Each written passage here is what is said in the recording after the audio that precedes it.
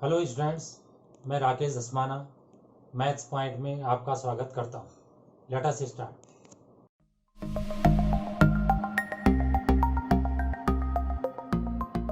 JEE advance 2019 math solution के अंतर्गत एक क्वेश्चन देखिए। The value of log 9 to the base 2 whole square whole power 1 upon log 2 base log 9 2 base into root 7 to the power 1 upon log 7 to the base 4 इस। तो इस question में देखिए पूरा लॉग का एप्लीकेशन है। तो सबसे पहले पहला वाला जो स्टेप है हमने वही लिख दिया, यहाँ से यहाँ तक तो क्वेश्चन वही लिख दिया, इसमें कोई चेंज नहीं है। अगले वाले में देखिए कि ये जो नीचे था उसको मैंने ऊपर कर दिया, तो जो बेस है वो नंबर हो गया और जो नंबर था वो बेस हो गया, दोनों इंटरचेंज हो गए। तो आपको पता होगा कि log a बेस b अगर अपॉन में है तो इसको अगर ऊपर ले जाना है तो बेस हो जाएगा b और नंबर हो जाएगा a। तो ये वाला यहाँ पर करा, ये बेस और ये इंटरचेंज कर दिया और इसको ऊपर ले गए। इधर वाले में भी वही करा, रूट 7 तो 7 की पावर हाफ होता ही है, इसको ऊपर ले गए, 7 को बेस बना दिया और 4 को नंबर बना दिया। तो कुछ खास बात नहीं है। अब यहाँ से यहाँ तक यही है, लेकिन जो इसकी पावर है तो पावर की पावर जब होती है तो पावर क्या हो जाती है, मल्टीप्लाई हो जाती है। और लॉग के आगे जब पावर होती है तो वो यहाँ पीछे पावर में चला जाता है। लॉग के आगे जब कोई नंबर होता है, जैसे मान लो 2 log x है तो इसको आप log x स्क्वायर लिखते, तो वो वाला यहाँ पे कर दिया। सेम वही यहाँ पे कर दिया, इस log के आगे हाफ है तो वो 4 के पावर में चला जाएगा। तो यहाँ तक हो गया होगा। अब आपको एक चीज़ ध्यान देनी है कि अगर कहीं पे a की पावर log t हो और बेस a हो तो इसकी वैल्यू t आती, मतलब ये a या log a कट जाते हैं। तो इसको मैं अभी प्रूव भी करूँगा, लेकिन अभी मैं डायरेक्ट कह रहा हूँ।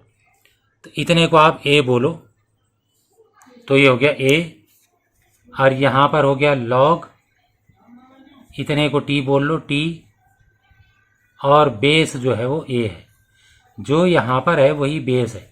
तो ऐसे में सब कुछ कट जाएगा, केवल t बचेगा। सेम हियर, ये a बोलो इसे, और ये log a बेस है, तो दोनों कट जाएंगे और ये 4 की पावर हाफ यहाँ पे बचेगा। तो यहाँ 2 का स्क्वायर बचा, 4 हो गया, और यहाँ 4 की आधी पावर 2 होता है, तो 8 आंसर हमारा आ गया। आंसर तो हमारा आ गया है, लेकिन जो हम यहाँ पर कर रहे हैं उसे मैं एक बार क्लियर कर दूँ। यहाँ पर a एक नंबर है और उसकी पावर जो है log t है, लेकिन बेस है। तो मैं ये प्रूव करना चाह रहा हूँ कि इसकी वैल्यू t आएगी। तो दोनों तरफ log ले लिया a बेस पे, तो इधर भी log a बेस पे ले लिया। अब जो पावर होती है वो पावर आगे आ जाती है, तो पावर आगे आ गई। अब आप ये देखिए log a है और ये बेस भी है, तो ये 1 हो गया, केवल इतना ही बचा। अब x बराबर कितना आ गया, t आ गया। तब आप समझ गए होंगे। एक बार मैं लिख के बताता हूँ, a की power log x a base बराबर x होता है। इसी पे सारा क्वेश्चन डिपेंड करता था। अगला क्वेश्चन देखिए, the number of 5 digit numbers which are divisible by 4 with digits from the set 1 2 3 4 5 and the repetition of digits is allowed. Repetition करना है, इन्हीं से बनाना है, 4 से डिवाइड कराना है, तो 5 प्लेस 5 डिजिट नंबर बनाना है, तो 1 2 3 4 5 प्लेस मैंने बना दी। तो ये तो आप समझ ही गए होंगे कि जो नंबर 4 से डिवाइड होगा तो 2 से पक्का डिवाइड होगा, इसका मतलब ऐसा नंबर इवन होगा। तो ये क्लियर है कि लास्ट में 1 नहीं आएगा, 3 नहीं आएगा, 5 नहीं आएगा। तो 1 और 3 और 5 को तो लास्ट में भूल ही जाओ। तो अब लास्ट में कौन आएगा, या तो 2 आएगा या तो 4 आएगा। तो पहले मैंने लास्ट में 2 भर दिए, अब समस्या क्या है, ये है कि केवल इवन ही नहीं होना चाहिए नंबर, 4 से डिवाइड भी होना चाहिए। तो 4 से डिवाइड वो नंबर होते हैं जिनके लास्ट 2 डिजिट 4 से डिवाइड होते हैं। तो लास्ट में अगर हमने 2 रख दिया तो उससे पहले कौन कौन आ सकते हैं, 1 3 5 आ सकते हैं, क्योंकि 1 2 से 12 बनेगा, 4 से डिवाइड होता है। 3 2 से 32 बनेगा और 5 2 से 52 बनेगा। आप कहोगे यहाँ 4 और 2 क्यों नहीं लिखे, वो अगले में लिखे हैं। तो अब जो है लास्ट में 4 भी आ सकता है, तो लास्ट में 4 भी आ सकता है, तो उससे पहले या तो 4 आएगा, 44 भी जो है 2 से डिवाइड होता है 4 से, और 24 भी 4 से डिवाइड होता है। इसका मतलब इन दोनों के मिला के 5 तरीके हैं, 12 32 52 44 24। तो इन दोनों के 5 तरीके हो गए, बाकी 3 जगह जो है इनको भरने के 5 तरीके हो गए, क्योंकि रिपीट हो सकता है।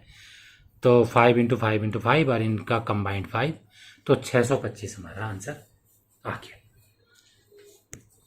अब अगला क्वेश्चन देखिए, let X be the set consisting of the first 218 terms and the arithmetic progression 1 6 11 and y be the set consisting of the first 2018 terms of the arithmetic progression 9 16 23, then the number of elements in the set x union y। आप समझ गए होंगे 2018 का question है तो उन्होंने 18 ही इसमें डाल दिया, 2018। ऐसा वो करते रहते हैं नयापन लाने के लिए, जो भी है। फिलहाल मैंने यहाँ पे x लिख दिया 1 6 11 16 और y लिख दिया 9 16 23। 2 AP हमारे सामने है, तो आप देख रहे होंगे पहला कॉमन टर्म जो है वो A है, 16। तो जो कॉमन टर्म्स आएंगे, जो कॉमन AP होगी उसका फर्स्ट टर्म हमें 16 मिल गया। अब पहली AP में देखो A 1 है और D 5 है, 6 में से 1 गए 5। दूसरी AP में A 9 है और D 16 - 9 7 है। तो आपको ध्यान होगा कि जो कॉमन AP होती है उसका जो कॉमन डिफरेंस होता है वो एलसीएम लेके आता है। तो 5 और 7 का एलसीएम 35 होता है, तो 16 में 35 जोड़ दिया, फिर 35 जोड़ दिया, फिर 35 जोड़ दिया, इस तरीके से। और अगर ऐसे में दिक्कत हो तो इनको आगे तक लिखते रहो, जो दूसरा कॉमन होगा वो 51 होगा, तो अपने आप ही पता चल जाएगा कि 35 है। अब इसका nth टर्म हमने निकाल दिया, तो nth टर्म इसका जो है 35n - 19 आया, तो वो जो है इन्हीं दोनों AP में से होना चाहिए। तो इन दोनों AP में से जो छोटा वाला होगा वो किसका होगा, पहले वाले का होगा, छोटा वाला। तो उस छोटे वाले से भी इसको छोटा या उसके बराबर होना चाहिए, क्योंकि नंबर ऑफ टर्म्स तो बराबर है ना। इसका तो 2018वां टर्म काफ़ी बड़ा हो जाएगा, लेकिन इसका 2018वां टर्म छोटा होगा, तो उसके बराबर या उससे छोटा कॉमन वाले का होना चाहिए। तो यहाँ पे लिख दिया A + n - 1 × D कर दिया कॉमन वाला। इससे जो n की वैल्यू आई पॉइंट में आई, तो इससे ये छोटा होगा, इसके बराबर होगा, तो इसका मतलब n जो है सबसे बड़ा 288 होगा, सबसे बड़ा ले रहे हैं हम। ज़्यादा से ज़्यादा कॉमन टर्म्स हम लाना चाह रहे हैं। क्वेश्चन में पूछा गया है कि x यूनियन y में कितने एलिमेंट होंगे, तो n x यूनियन y बराबर nx + ny - n x intersection y। x और y में तो 2018 टर्म्स दे ही रखें, और इंटरसेक्शन के हमने 288 निकाल दिए हैं, सॉल्व करके 3748 आ गया। अगला क्वेश्चन देखिए, the number of real solutions of the equation sin inverse sigma I varies from 1 to infinity x to the power I + 1 - x sigma I varies from 1 to infinity x/2 to the power I is equal to π/2 minus cos inverse sigma I varies from 1 to infinity minus x/2 की power I minus sigma I varies from 1 to infinity minus I की power I lying in the interval -1 -half to +half is here the inverse trigonometric functions sin inverse x and cos inverse x assume values in -π/2 to π/2 and 0 to π means principal values लेनी है respectively. तो आप देख रहे होंगे question थोड़ा डरावना सा है, लेकिन है नहीं कठिन। तो देखिए क्वेश्चन में ये मैंने लेफ्ट हैंड साइड वैसे ही लिख दी, राइट हैंड साइड वैसे लिख दी। थोड़ा यहाँ पर देखिए गौर से, π/2 माइनस कॉस इनवर्स, तो आपको ध्यान आ गया होगा π/2 माइनस कॉस इनवर्स x बराबर साइन इनवर्स x होता है, तो राइट हैंड साइड में भी साइन इनवर्स x आ जाएगा। x में इस पूरे को बोल रहा हूँ, तो एक तो इतना ये हट गया। अब आप देखिए इधर भी साइन इनवर्स है, इधर भी साइन इनवर्स एक्स है, और दोनों में प्रिंसिपल वैल्यूज ली गई है, तो इसलिए हम साइन इनवर्स एक्स को हटा देते हैं, तो वो भी हट गया। अब आप पहले वाले को गौर से देखिए कि क्या लिखा है। Sigma i varies from 1 to infinity x की पावर आई प्लस 1। स्टूडेंट ऐसे देख के सोचता ही पता नहीं क्या हो गया। ऐसा कुछ नहीं है, आई को 1 रखिए तो 1/2 एक्स स्क्वायर आ गया। सिग्मा मतलब प्लस, प्लस कर दिया। आई को अब 2 रखिए तो एक्स का क्यूब आ गया। अब आई को 3 रखिए, एक्स की पावर 4 आ गया। कहाँ तक रखना है? इन्फिनिटी तक। तो आप देख रहे होंगे ये जीपी है, जीपी का सम a/1 माइनस आर होता है। तो इसमें जो है जीपी का सम हमने लगा दिया।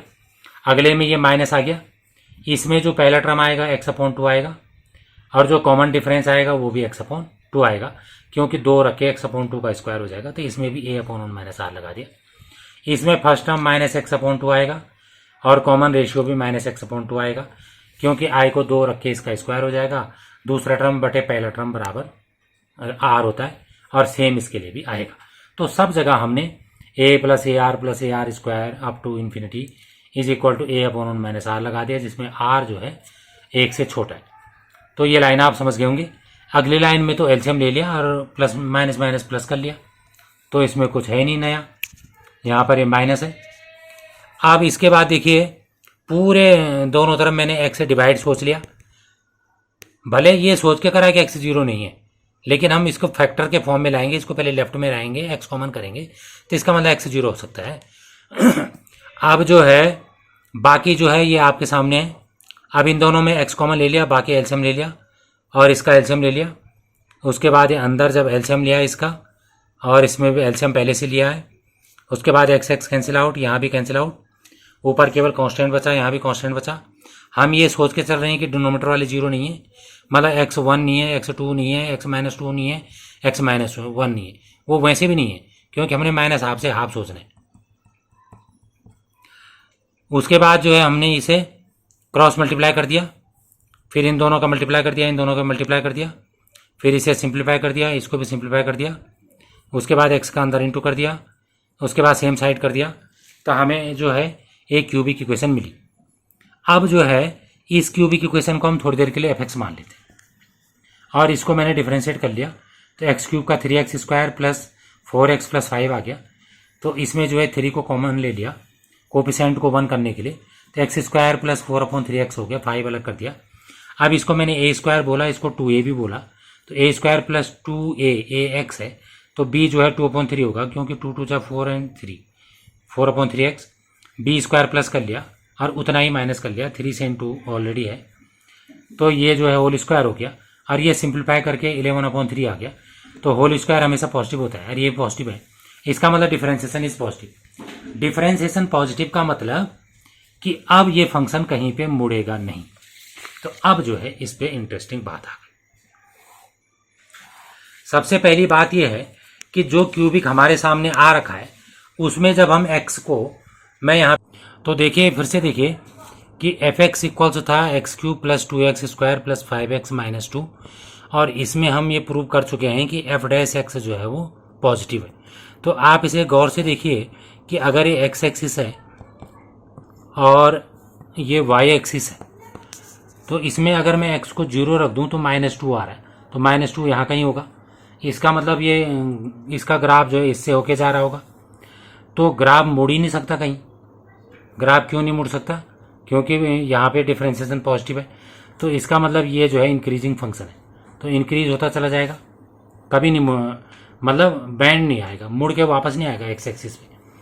अब दूसरा हमने इसमें क्या करा कि यहाँ पे एक वैल्यू रख ली f.4, तो 0.4 रखा तो ये 0.4 का क्यूब हो गया, उसी में रखा, एंड 2.4 का स्क्वायर प्लस 5.2 माइनस 2 करा। ऐसा मैंने इसलिए रखा कि 5 4 जा 20 हो जाए, 2 से 2 कट जाए, तो ये बाकी क्या आ जाएगा? पॉजिटिव आ जाएगा। तो इसका मतलब 0.4 पे ये पॉजिटिव है। तो एक बात पता चल गई कि 0.4 इधर नहीं है, क्योंकि इधर तो ये नेगेटिव है, तो इसका मतलब इसके बाद ही कहीं ना कहीं 0.4 है, तो 0.4 इधर है। तो इसका मतलब 0 और 0.4 के बीच हमें एक रूट इसका मिल गया, और हमें जो है रूट्स निकालने हैं -½ से और ½ तक। तो माइनस हाफ से हाफ तक, तो हाफ जो है इसके बाद होगा। तो इसका मतलब 0 से यहाँ तक हमें कितने रूट मिल गए? 1 मिल गया। और 1 रूट हमें क्वेश्चन में शुरू में मिल गया था, x बराबर 0। ये जो आया वो बाकी हिस्सा है, इसके साथ का एक हिस्सा ये है x बराबर 0। तो टोटल हमारे पास यहाँ पे कितने रूट हो गए? 2 रूट हो गए। थैंक्स। अगर आपको वीडियो पसंद आई हो तो इसे लाइक करें, शेयर करें, सब्सक्राइब करें और लेटेस्ट वीडियो जानने के लिए बेल आइकन को प्रेस करें। और अगर आपका कोई डाउट हो तो फीडबैक में मुझे शेयर करें। थैंक्स।